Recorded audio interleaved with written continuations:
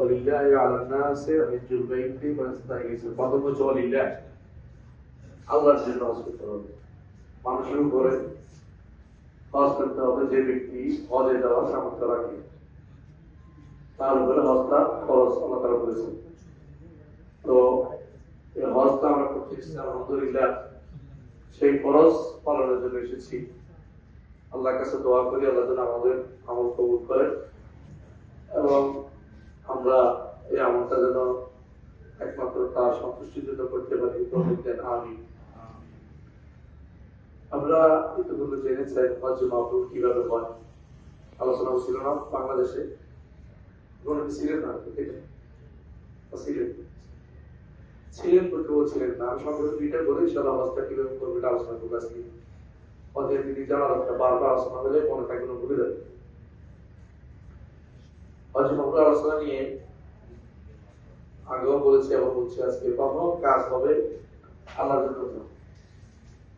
আলহাজ লাগানো যাবে না, প্রচার করা যাবে না, পত্রিকায় দেওয়া যাবে না, ফেসবুকে বড়দের সেটা দিয়ে আমি চাচ্ছি এটা বলার কোনো দরকার নেই। আল্লাহর জন্য কোনো কাজ করে যত বেশি গ্রহণ করতে পারেন তত লাভ, যেটা তত প্রচার করবে তত আপনার সব কমে যাবে। আল্লাহর জন্য যেটা গোপনে করবে এটা বেশি পানি পেয়েছে। আল্লাহ ওইটা পছন্দ করে যে একমাত্র তার জন্য হয়, যেটা তার সাথে মোকাবে চড়ানো হয়, হয় বাতিল হয়, নয় কিছু নষ্ট হয়, যদি একটা হয়। এত কষ্ট করে আসছি আমরা এই কাজটা অবশ্যই খেয়াল রাখবো যেন কোনোভাবেই ক্লাসের কিছু না হয়। বলে বেড়াবো না, মানুষ যতই কষ্ট করুন বলে হ্যাঁ যাচ্ছি, কত রকম হচ্ছে অনেক সবার কাছে করে না, বুঝে আসবে না। আল্লাহ তাআলা তো বিচার করে বলে, কিন্তু কাউকে বলে আসবেন না, খাওয়াই আসবেন না, খাওয়াবেন না, এই নিয়ম না। এক নম্বর কথা শেষ। দ্বিতীয় কথা হচ্ছে হস্তান্তর করে একেবারে পুরোপুরি মুহাম্মদ রাসূলুল্লাহ সাল্লাল্লাহু আলাইহি ওয়াসাল্লাম।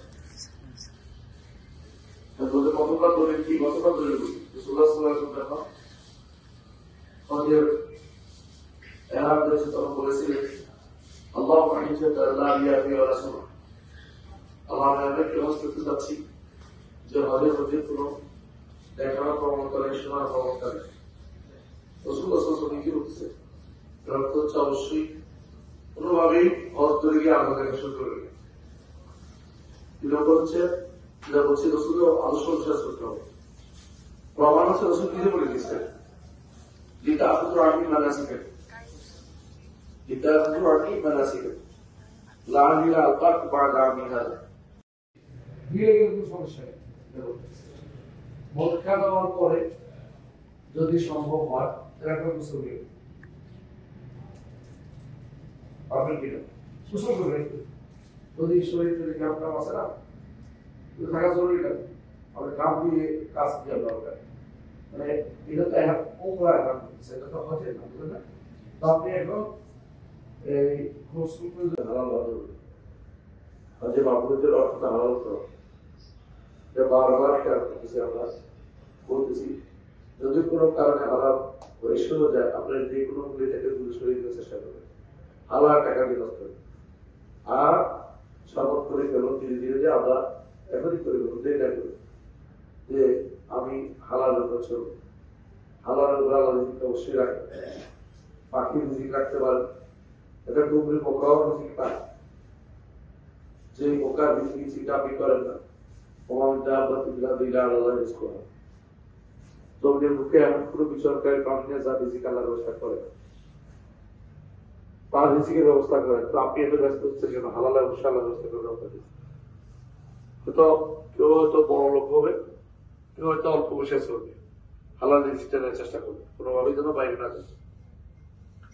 4 নম্বর কাজ হবে তুই রূপ খেলা, উত্তম কথা বলতে হবে, পরস্পরের উত্তম কথা বলতে হবে, পরস্পরের একটা উত্তম কথা বলতে হবে।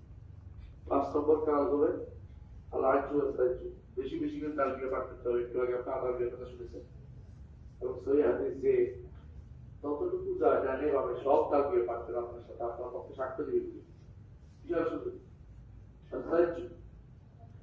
হচ্ছে আপনি কোরবানি মানে হাতি জবে করবেন, হাতি দিবেন, হাদি কোরবানি এক জিনিস না, আবার বলছি আমার ভুল বুঝেন না।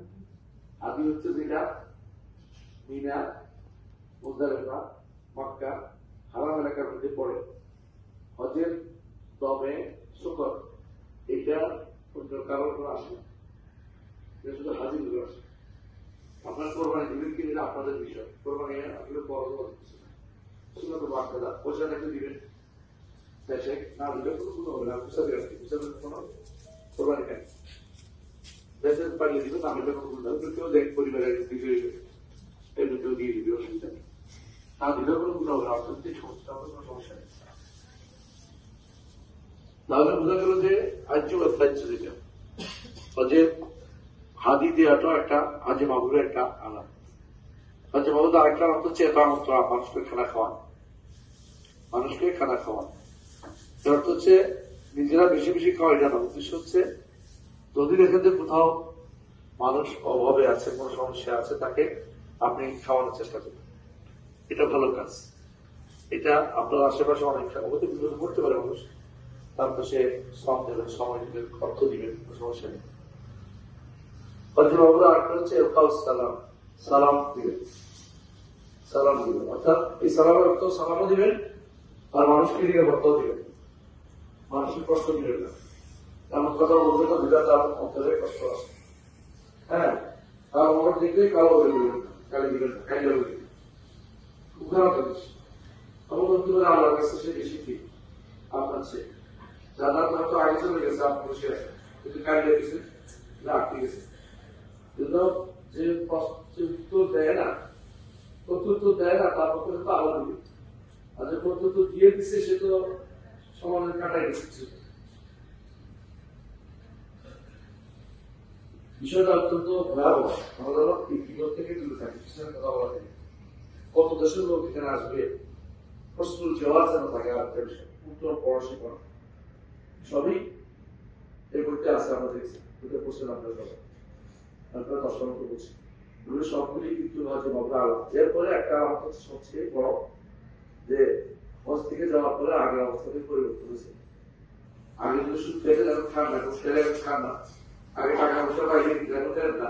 মহিলাদের রওজা সালাতের নিয়ম আর গুলো যাতে আমরা কি চাইব, রওজাতে সালাত 2 রাকাত করবেন প্রথমে, এরপর আরো করতে পারলে করবেন, তত মনে চাইবে তা দোয়া করবেন, নির্ধারিত কোনো কিছু নাই, দুনিয়া এবং আখিরাতের শব্দ চাইবে, পারবে না? সবচেয়ে উত্তম দোয়া করতে জানেন, রব্বানা আতিনা ফিদ দুনিয়া হাসানাহ ওয়া ফিল আখিরাতি হাসানাহ ওয়া কিনা আযাবান নার। এটার মধ্যে কিছু আপনার আছে, ফিদ দুনিয়া হাসানার মধ্যে আপনার ছেলের চাকরি আছে না, ফিদ দুনিয়া হাসানার মধ্যে আপনার ছেলের সুস্থতা আছে না, মানে সব আছে। আখিরাতের হাসানা মানে জান্নাত, কবর আযাব পাপ, হাসর মাঠ পাপ, সব একটা সংক্ষিপ্ত দোয়া আপনার সারা জীবনের জন্য পাঠাবেন হোক ইনশাআল্লাহ। বেশি বেশি দোয়া করবেন। পরের প্রশ্ন, এরা পরে যে 2 রাকাত নামাজ পড়া হয়, এরা পরে আচ্ছা বাকি উমরা বা হজের নিয়তে নাকি তাহিয়াতুল ওযু নিয়তে? যেমন তো দিছিলাম কি বলেন তো, ইহরামের কোনো নামাজ নাই, নামাজটা কিসের? যদি ফরজ সালাত থাকে আর তাহিয়াতুল ওযু দরকার নেই, ফরজ সালাত আপনি ওযু করছেন, এই জন্য আপনি 2 রাকাত নামাজ পড়ছেন, মসজিদে ঢুকছেন 2 রাকাত পড়লে আর ওযু করতে হবে, বুঝছেন না? একটা হলো যে কোনো সালাতের পরে হওয়াটা উত্তম, এটা আর কিছু না, কিন্তু আলাদা কোনো কি নেই নামাজ। এই যে বিবাদে আপনাদের নামাজ পড়তে বলি না, বুঝলেন, এরা বাদে মেরে এইখানে আপনাদের আবিয়ারি কিন্তু মসজিদে আছে, থাকবে, নামাজ পড়ে আপনি বুঝলেন, নিয়ত করবেন কিসে, যদি সালাত করবে ইমাম সাহেব আপনার সামনে লাগে যে কারণ সালাত না হলে 2 রাকাত তাহিয়াতুল মসজিদ পড়বে, কারণ আপনি মসজিদ ঢুকছে রেখে দিন। জি, পরের প্রশ্ন, হজের তওয়াফ শেষে 2 রাকাত সালাত আছে কি? হ্যাঁ অবশ্যই আছে, বলি নেই যে আগে অবশ্যই আছে, এটা বলা হয় নাই, 2 রাকাত সালাত আছে, বলছি না যেখানে সেখানে করে মাঠে আটকাবে না, বলছি অবশ্যই আছে, অর্থাৎ 2 রাকাত সালাত যেন বাইতুল্লাহ তওয়াফের স্থায়ী নীতি, এটা পরিবর্তনশীল না।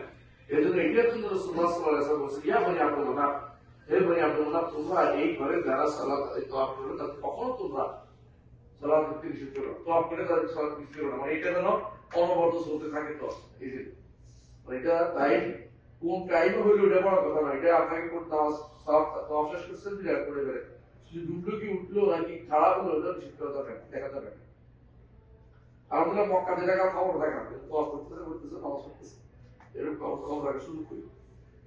পরের প্রশ্ন, আমাদের তামাত্তু ওমরা কি প্রথমটি হবে নাকি বিকালের জন্য আগে ওমরা করেছি সেটি? আসলে প্রথমটাই তামাত্তু, প্রথমটা করে আসছেন ওটাই তামাত্তু ওমরা, বুঝে আসছে কথাটা? এখন যেটা করছেন অতিরিক্ত ওমরা, এখন অতিরিক্ত ওমরা, এটা হচ্ছে আপনি অতিরিক্ত সুযোগ। যেটা বলছিলাম যে এই আমাদের কাজ হবে যেটা ওই দিন 8 তারিখ অবশ্যই কি করবেন, 7 তারিখ চলে আসবো 11টা দেশ, বুঝে আসছে? 11টা করবেন এবং শুধু হজ্জা কি বলবেন, শিশা থেকে আরাফাত, ঠিক আছে, শিশা থেকে আরাফাত, লাব্বাইকা হাজ্জা, লাব্বাইকা হাজ্জা বলবেন আল্লাহ আমি হজের জন্য হাজির, বলবেন না একটু করাটা বলেছি নিজের জন্য, বলে নিজের জন্য, অন্য কারণে আল্লাহ অমুকের জন্য তালবিয়া পাঠ করতেছি, অমুকের জন্য হজ করতেছি, আল্লাহ লাব্বাইক আল্লাহ লাব্বাইক, আবার সে লাব্বাইক চলছে, লাব্বাইক চলতে। আর যেহেতু এটা 10 দিনের অন্তর্ভুক্ত, যেহেতু সাথে আছে কি, হ্যাঁ তাকবীরও আছে, আর কি আছে, আন্তর্দিক একটু ফাস্তর দিক না, ফাস্তর দিনের মাথায় একটু শুরু হবে, আর কি আছে সুবহানাল্লাহ আলহামদুলিল্লাহ আল্লাহু আকবার, এটা আছে। এটা আছে কেন? যেটা বলছে যে মিলে গেলে ভালো, কিন্তু না মিলে গেলে মিলে গেল না, জি মিলে গেলে কোনো সমস্যা নেই। মক্কা যাওয়ার পরে যদি সম্ভব হয় জায়গা চলে গেল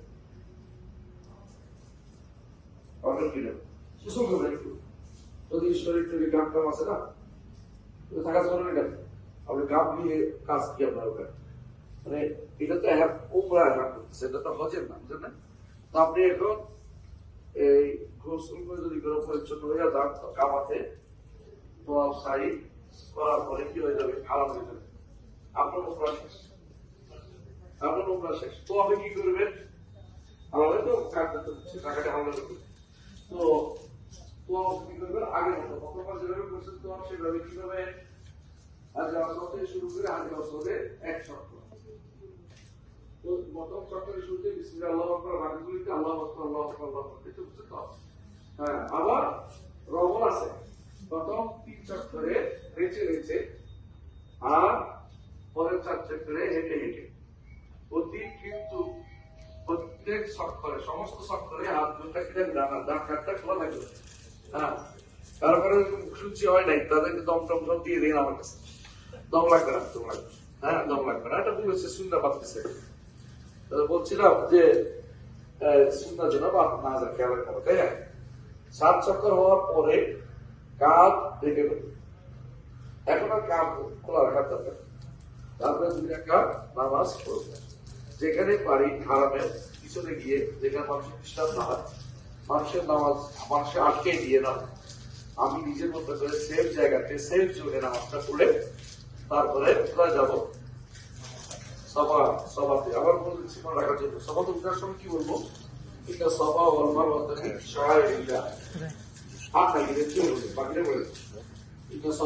পোশাকের ত্রুটি, বিছানার ত্রুটি, এগুলো কিন্তু হজ না।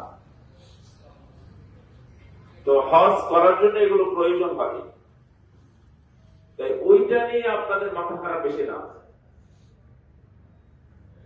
আরাফার দিন মাগরিব পর্যন্ত থাকার সময় তো মুআল্লিম যদি আপনাকে আসরের পরে নিয়ে চলে আসে, তাহলে ওইটা নিয়ে প্রয়োজনে একটু মাথা ঘামান, যদি কাজ পাই যে আমাদের জন্য আরো একটু সময় দিন। যদি মক্কা থেকে বা হোটেল থেকে মদিনায় কেউ না যায় বা যাওয়ার কোনো ব্যবস্থা না থাকে, তাহলে সেই ক্ষেত্রে চেষ্টা করে যে আমাদের মিনায় যেতেই হবে, ওটা আমাদের জন্য ওয়াজিব, ওয়াজিবাতটা পালন করতে হবে, এটা নিয়ে মাথা ঘামা। আমরা চামড়ায় যেতে পারতেছি না, আমাদের কখন সময় কি হবে না হবে, আমরা যেতে পারবো কিনা, কখন যাব আমাদের বের হতে দিচ্ছে না, আপনি এটা একটু ব্যবস্থা করেন। এগুলো সহজ, কোনো কিছু পেলাম অথবা পেলাম না, কে কত ভালো থাকলো, কে কত ভালো পেলো, কার সাথে কোন মুআল্লিম কেমন ব্যবহার করলো, এগুলো আসলে হজ্জের কোনোভাবেই অংশ না। তো আমি হজ্জের মধ্যে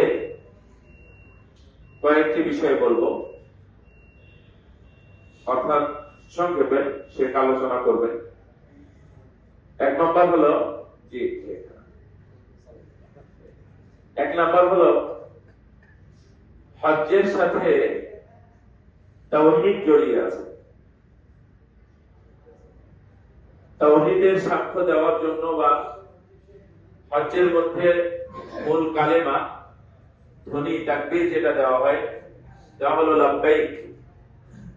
এই লাব্বাইকটা কি সবার মুখস্থ আছে আপনাদের? হ্যাঁ, কনফার্ম মুখস্থ না? আমাদের এখানে একজন হাজী সাহেব আছেন, উনি বলতে পারবেন। আমি মসজিদে জিজ্ঞাসা করলাম যে আপনারা কে কে হজে যাবেন, হজ্জের পরে একটু বসে যায় কথা বলবো। তার মধ্যে ওই হাজী সাহেব আছে। তবে একজনকে জিজ্ঞেস করলাম, এমনি জিজ্ঞেস করছি যে লাব্বাইক মুখস্থ করেছেন তো না?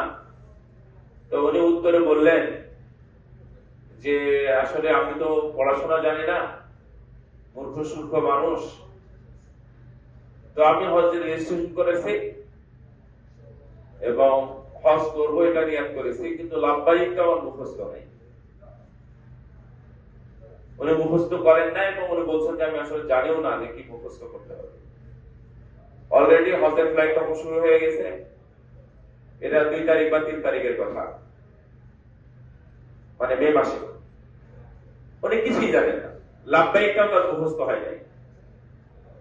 এই লাব্বাইকটা বেশি বলতে হবে। এটা আল্লাহর সাথে সাক্ষ্য দেওয়া, আল্লাহর কাছে উপস্থিতির হাজিরা দেওয়ার মতো একটা অবস্থা। আপনি যে আল্লাহর মেহমান হয়ে গেছেন, তখন থেকেই আপনি শুধু এটাই বলবেন। এবং হাদিসে আসছে রাসূল সাল্লাল্লাহু আলাইহি ওয়াসাল্লাম বলছেন যে যখন একজন হাজী ইহরাম অবস্থায় লাব্বাইক আল্লাহুম্মা লাব্বাইক এই তালবিয়া পড়তে থাকে, তখন তার লাব্বাইক শুনে তার ডানে বামে এবং তার পাশে, এমনকি বলা হয়েছে যে মাশরিক থেকে মাগরিব, মানে দুনিয়ার এই প্রান্ত থেকে ও প্রান্ত পর্যন্ত এই গাছ গাছালি পাথর পাহাড় যা কিছু আছে সবাই আপনার সাথে সাক্ষ্য দেয়। সুবহানাল্লাহ, এই লাব্বাইক বলতে থাকে। এজন্য লাব্বাইকটা বলার গুরুত্ব অনেক বেশি। এটা যেন আপনাদের কাছে এটা গুরুত্বহীন না হয়। গলায় যত জোর আছে, যত পারেন তত বেশি বেশি বার করে লাব্বাইক বলতে থাকবেন। অন্য কিছু চান আর না চান, চাওয়ার বিষয়টা আলাদা। যেমন সালাতের মধ্যে আমরা কিছু চাই আর না চাই, সালাত আদায় করতেই হয়, করতেই হবে। আপনি চাওয়া এটা হচ্ছে নফল বিষয়, আপনি চাইলেন না, সেটা আপনি নিজে ব্যক্তিগত মাহরুম বলেন, কিন্তু বেশি করে চাইলেন সালাতটা ভুল হলো, তাহলে এটা সুন্দর হলো না। এই জন্য হজ্জের মধ্যে মূল যেটা তা হলো লাব্বাইক, এটা বেশি বেশি করে বলবেন। যখন ইহরাম বাঁধবেন তখন থেকে নিয়ে একবারে জামরায় পাথর মারা পর্যন্ত। 2 নাম্বার হলো, এটাকে বলা হয় আদাবুল ইবাদাত। আমাদের উস্তাদেরা বলতেন যে এটা হচ্ছে সবচেয়ে সূক্ষ্ম একটা ইবাদত, যে ইবাদতটা নির্ভুল করা সম্ভব। মানে সালাতের অনেক পয়েন্ট, তাই না? সালাতের অনেক পয়েন্ট, যেমন ওযুটাও সালাতের সাথে সম্পৃক্ত, হজের সাথে সম্পৃক্ত। তারপরে তাকবীরে তাহরিমা থেকে নিয়ে অনেকগুলো 14টা রুকুন, তারপর ওয়াজিবাত, সুন্নাহ, তারপরে ট্রেনিং এর বিষয় আছে, অনেক সালাতের দীর্ঘ বিষয় আছে। কিন্তু হজ, আপনি কি যদি আরাফায় অবস্থান করেন, আপনি কিছু চাইলে না চাইলে এটা আপনার ব্যক্তিগত বিষয়। তারপর ওখানে গিয়ে মুজদালিফায় রাত্রি যাপন করলেন, আপনি চাইলে এটা আপনার জন্য ভালো, চাওয়া উচিত এবং চাইতে হবে। কিন্তু যদি নাও চান, যদি চাইতে নাও পারে, তাও মুজদালিফা অবস্থান হয়ে গেল। এরপরে চাপড়া এসে পাথর মারবে, তাওয়াফ এবং সাই করবে। অর্থাৎ একজন মুমিন ব্যক্তি হাজ্জি যদি মুখ দিয়ে কিছু নাও বলে আর এইগুলো করে, তাহলে তার হজটা সম্পন্ন হয়ে যাবে এবং নির্ভুল ভাবে সম্পন্ন হয়ে যাবে। সুবহানাল্লাহ, এটা একটা সুন্দর বিষয়। কিন্তু অন্যান্য সব ইবাদতে দেখেন কিছু না কিছু আছে, তাই না? তো হজ্জের মধ্যে আপনার হজটা যেন নির্ভুল হয়, প্রথম থেকে নিয়ে শেষ পর্যন্ত ওইভাবে চেষ্টা করবেন। আর প্রতিটা সময় হজ্জের প্রতিটা সময় এটা আল্লাহর পক্ষ থেকে একটা গিফট আপনার জন্য, এটা আপনি খবরদার নষ্ট করবেন না।